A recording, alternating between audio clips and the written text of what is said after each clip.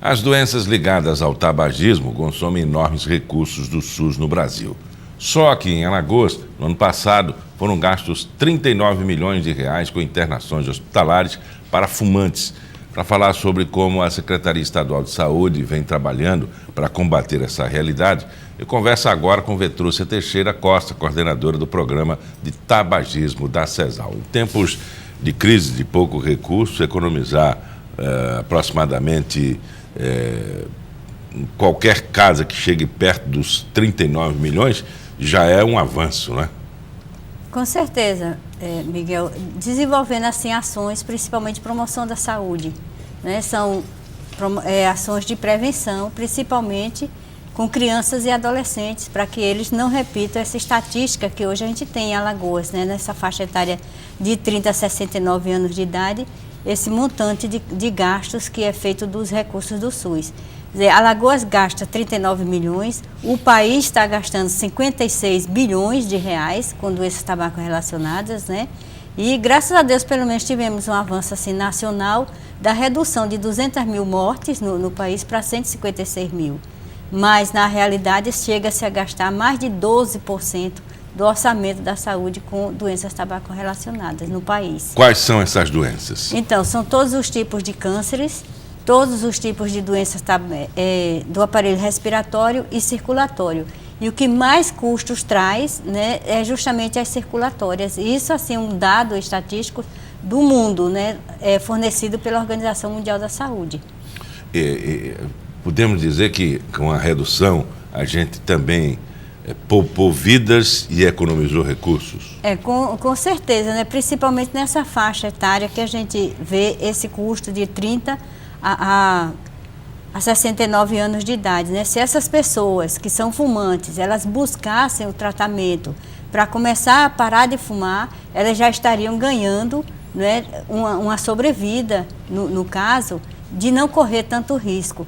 Porque um fumante, Miguel, ele reduz a expectativa de vida dele, estimativa de vida, né, de 10 a 14 anos. Que ele poderia viver mais, ele vive menos, né? Então, eu até fico pensando assim, poxa, um montante de dinheiro desse, gastos, né, usado do SUS por um estado pobre como Alagoas, que poderia ser, inclusive, destinado a outras políticas públicas, ou a própria saúde mesmo, né?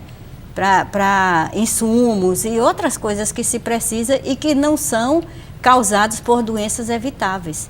Porque o tabagismo, o alcoolismo, né, sedentarismo são doenças crônicas não transmissíveis. Isso significa dizer que se houvesse uma boa política desenvolvida com as pessoas de promoção da saúde, evitaríamos esses problemas que hoje traz para o país as doenças crônicas não transmissíveis até 72% das mortes ocorridas no país.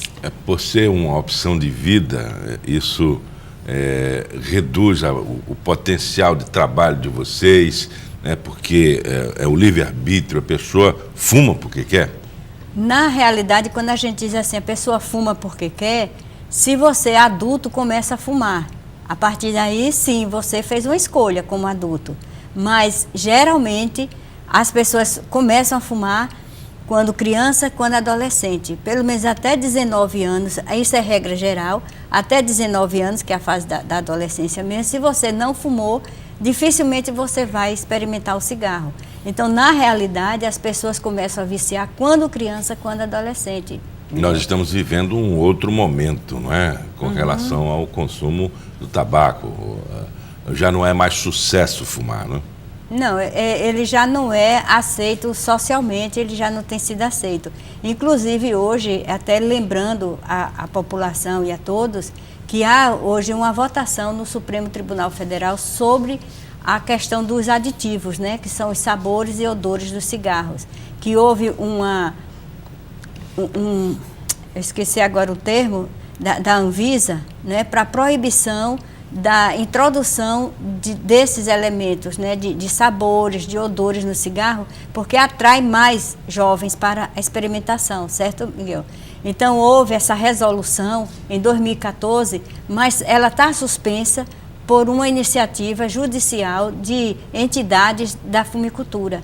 e está hoje no Supremo Tribunal Federal para votar essa liminar. E eu espero, né, que dentre todas essas consciências mesmo do Supremo Tribunal Federal, que ele defenda o jovem e o adolescente, no caso, proibindo realmente a introdução desses produtos. E aí, como o Brasil está vivendo uma crise de credibilidade, confiança, geral, a gente não sabe nem o que esperar dessa votação, não é? Com certeza, a gente não sabe esperar porque tem votações aí, né, que comprometem inclusive a vida do país, a segurança nacional e tudo, e as pessoas estão, né, pelo menos o Supremo Tribunal Federal está decepcionando muito, né, Miguel?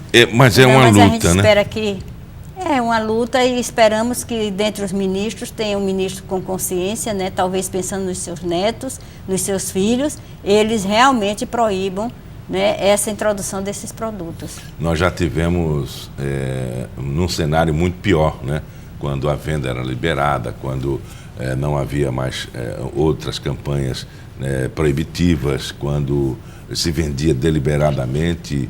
Hoje a indústria tem que fazer outras merchandise, outra propaganda, outra propaganda indireta. A publicidade deles é outra, é totalmente diferente de 20 anos atrás. Sim, com certeza, Miguel. E essa luta, principalmente da militância, né, que no Brasil, inclusive, é muito forte, a militância do controle do tabagismo, né, ela sempre tem que correr atrás do prejuízo. E é uma luta bem desigual, porque a indústria do tabaco, ela é uma indústria muito potente financeiramente, e esse patrimônio financeiro, ele é construído pelo fumante, mesmo aquele fumante que compra apenas uma unidade, que é proibida, inclusive, ser vendida, né, ele fortalece esse patrimônio financeiro da indústria do tabaco, coisa que a militância e os governos, eles não têm tanto potencial para investir, né, numa propaganda maior sobre isso. Essa estratégia do narguilé, do cigarro eletrônico, ela é importante na venda? Você pergunta como? É importante como? Para a indústria. Assim, Miguel, porque no momento que diminui o uso do cigarro tradicional, ela tem que ver outros artifícios para manter o negócio dela, entende? Porque no caso Brasil, nós reduzimos de 1988 até agora, mais de 40% o número de fumantes no país. Agora, recentemente mesmo, nós temos um caso do resultado do Vigitel, né, que o ano passado o Brasil estava com 10,9%, este ano já apresenta um resultado de 10,2%. Então, vem caindo o uso do cigarro tradicional.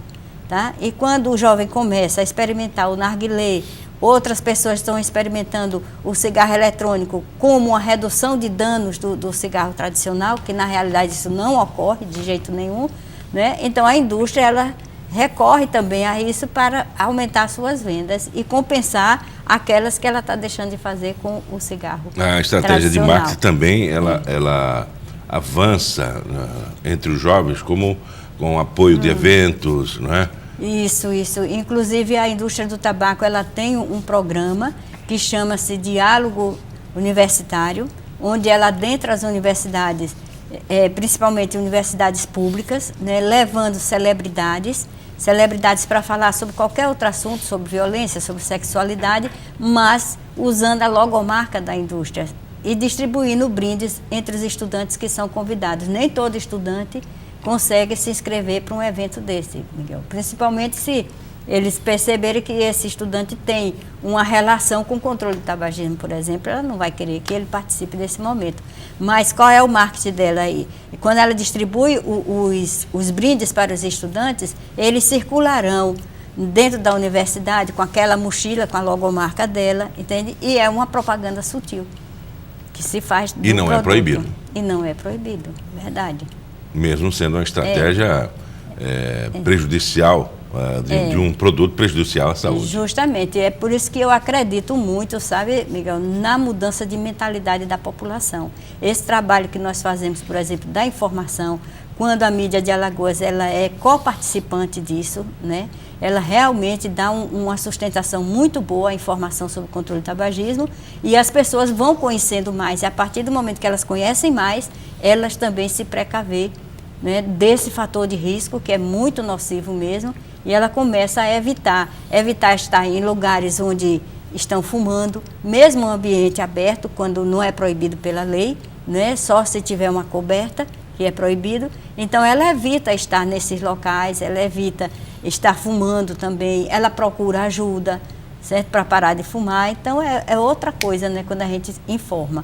E a informação, realmente, ela salva vidas. O cigarro eletrônico está sendo usado, inclusive, como uma forma da pessoa se afastar do tabaco ou do cigarro. E você disse que ele é prejudicial também. Ele é prejudicial, principalmente por conta daquela fumaça a vapor que ele produz, né? Eu não sei explicar exatamente como, porque realmente é uma área que me foge o conhecimento, mas existe aquela substância, né, do vapor que ele expele, que é a mesma do álcool e outros elementos químicos, certo? Que também prejudica a saúde das pessoas. E o que é que tem do diferencial dele? É que ele tem um chip de nicotina, quando bota dentro dele, e que a pessoa é dependente da nicotina, então ele usando o eletrônico, ele acha que ele está satisfeito, porque a única substância, Miguel, de 4.700 substâncias tóxicas que tem o cigarro, a única que causa dependência é justamente a nicotina. Então, a nicotina ela é utilizada no cigarro eletrônico com essa intenção, de que ele não pare de usar a nicotina. Assim como o álcool é um controle diário. Exatamente. Uma luta, né, de quem consome para controlar essa dependência. Exatamente. Chega um momento em que ele não é mais dependente? Sim, quando ele submete-se ao tratamento, né, nessa metodologia proposta pelo INCA, que é uma metodologia que é trabalhada a abordagem cognitivo-comportamental, onde ele começa a refletir que ele não nasceu fumando, ele aprendeu a fumar. Então, é possível também ele desaprender a fumar com a ajuda de profissionais capacitados, com a ajuda de amigos, da população, das comunidades onde ele se insere. Qual é o papel aí da população e das comunidades? É fortalecer o desejo dele parar de fumar, sabe, Miguel? Porque às vezes ele está até no processo de cessação, mas como causa também abstinência, e a abstinência é tão forte quanto qualquer outra droga, e às vezes causa ansiedade, nervoso mesmo, e a família não suportando isso, muitas vezes até compra o cigarro e dá para ele fumar, para que ele não fique tão irritado, né? E aí ele recai e o processo retoma o mesmo ponto, né? Então a família precisa ajudar e os amigos também. É por isso que sozinho é muito difícil, né? Muito, muito. Olha, as estatísticas apontam que apenas 3% das pessoas que tentam parar de fumar sozinhas, elas conseguem. Porque tem toda uma técnica, né, também junto ao usuário para que ele pare de fumar. Né? Fazer esse processo dos exercícios de meditação, a mudança da alimentação, a alimentação mais saudável, a prática de exercícios físicos, porque quando ele faz a prática de exercícios físicos, são produzidas também substâncias do nosso organismo que são prazerosas, tanto quanto a nicotina causa também, né, o prazer, certo? Então, ele reconhecendo isso e tendo a força de vontade de persistir, junto com a ajuda, claro, ele vence sim. Não é impossível, é difícil, sabe? A gente considera isso, é muito difícil. Para algumas pessoas, para outras não, devido até o próprio elemento que incida nessa dependência, que é uma dependência física, química e psicológica. Se for mais psicológica, né, aí sim ele tem que ter uma ajuda, inclusive externa, a esse grupo de tratamento, que é a ajuda psicológica. Conversamos com Vetrúcia Teixeira, ela é coordenadora do programa de tabagismo da Secretaria de Saúde. Muito obrigado pela entrevista. Obrigada também, Miguel, como sempre, né, favorecendo essa luta aqui em Alagoas, e Alagoas sempre sendo vitoriosa na redução do controle do tabagismo aqui, do número de fumantes na faixa etária acima de 18 anos, pelo menos isso. E o Pauta Especial fica por aqui. Voltamos no nosso próximo encontro às 11h30 da manhã, ao vivo, com reprise às 4h30 da tarde. Até lá.